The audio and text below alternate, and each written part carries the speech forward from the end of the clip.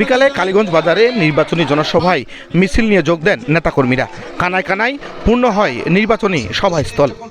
সাবেক উপজেলা chairman Nurul principal সাহেব কিছুক্ষণ পরে সভায় যোগ দেন ঠাকুরগাঁ 2 আসনের বিএনপি মনোনীত প্রার্থী ডাক্তার আব্দুল সালাম।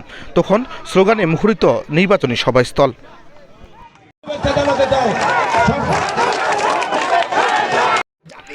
জামায়াতের আমিরের সমালোচনা করে বক্তব্য দেন ঠাকুরগাঁ 2 আসনের বিএনপির মনোনীত প্রার্থী ডাক্তার আব্দুল সালাম। বলেন, স্বাধীনতার ঘোষণা নিয়ে মিথ্যাচারের কথা। একই সাথে নারীদের নিয়ে কুরুচিপূর্ণ পোস্টেরও সমালোচনা করেন তিনি। তাদের বিরুদ্ধে তাদের হুঁশিয়ারি করতে চাই। প্রথমেই ওনারা কি বলেছে, স্বাধীনতার ঘোষক নাকি কর্নেল অলি। মাননীয় ভাইয়েরা, আপনারা রাজনীতি করেন, আপনাদের শ্রদ্ধা করি, কিন্তু মিথ্যা কথা বলবেন না, মিথ্যা কথা বলবেন না। 12 তারিখের পর স্বাধীনতার ঘোষককে সেটা এদেশের মানুষ বুঝিয়ে দিবে, এদেশের মানুষ বুঝিয়ে দিবে। মুক্তিযোদ্ধা ভাড়া করে কথা বলেন, লজ্জা করে না? 71-এ কি করেছেন?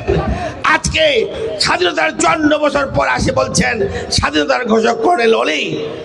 আপনারা এত মিথ্যাবাদী আর করেন জামাতে ইসলাম, তাই না?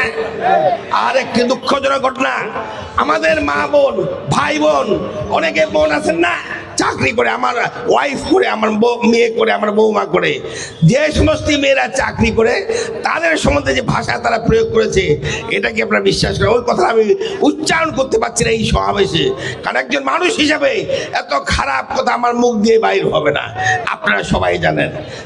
স্বাস্থ্যসেবা সহ রাস্তাঘাটের উন্নয়নের প্রতিশ্রুতি দেন বিএনপির প্রার্থী। বলেন, কৃষি ও ফ্যামিলি কার্ডের কথা মওকুফ করে দেওয়া হবে, মওকুফ করে দেওয়া হবে। এবং আমরা যারা এই যে এনজিও থেকে ঋণ নিয়েছি, এই এনজিও ঋণ আমরা আমাদের সরকার গঠিত হলে আপনাদের দেওয়া ভোটে আমরা এই এনজিও ঋণ সরকার থেকে দেওয়ার ব্যবস্থা করব, আপনাদেরকে দিতে হবে না, আপনাদেরকে দিতে হবে না। তাই বলি, আর স্বাস্থ্যসেবার কথা বলছেন, চিকিৎসক আমি নিজে, আমি জানি আজকে দেশের মানুষের অবস্থা কি, এই এলাকার মানুষের স্বাস্থ্যসেবার অবস্থা কি, এটা আমি সব জানি। আমাদের হাসপাতাল আছে বাবা বালিয়ারাঙ্গিতে, হরিপুরের রানীশঙ্কলে ডাক্তার নাই, ডাক্তার থাকলে ওষুধ নাই, ওষুধ থাকলে অ্যাম্বুলেন্স নাই, এই তো আমাদের দুর্দশা, এটা আমি জানি। আমি সারা বাংলাদেশ চিকিৎসকদের মহাসচিব ছিলাম, আমি সারা বাংলাদেশ ঘুরেছি, আমি জানি কোথায় কি অভাব। আপনাদের স্বাস্থ্যসেবা সম্বন্ধে চিন্তা করতে হবে না।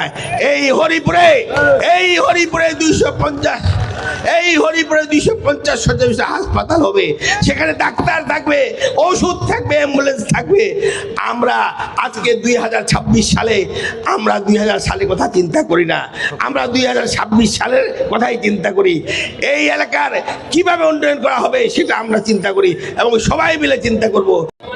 50 শয্যার হাসপাতাল হবে, 250 শয্যা বিশিষ্ট হরিপুর উপজেলা স্বাস্থ্য কমপ্লেক্স। অবকাঠামো উন্নয়ন, স্বাস্থ্যসেবায় উন্নয়ন সহ নানা প্রতিশ্রুতি দিয়ে ভোটারদের মন আকৃষ্ট করার চেষ্টা করছেন ঠাকুরগাঁ 2 আসনের বিএনপির প্রার্থী ডাক্তার আব্দুল সালাম। ভোটাররাও শুনছেন এই জনসভায় মনোযোগ দিয়ে বক্তব্য। নেতাকর্মীদের দেওয়া প্রতিশ্রুতির ভুলঝুরিতে অনেক ভোটারই মন ভরছে। আগামী 12 ফেব্রুয়ারি এই মন ভরা এবং প্রতিশ্রুতির রায় দিবেন ভোটাররা। কালীগঞ্জ বাজার থেকে আল মামুন জীবন, আজকের বালিরেঙ্গি।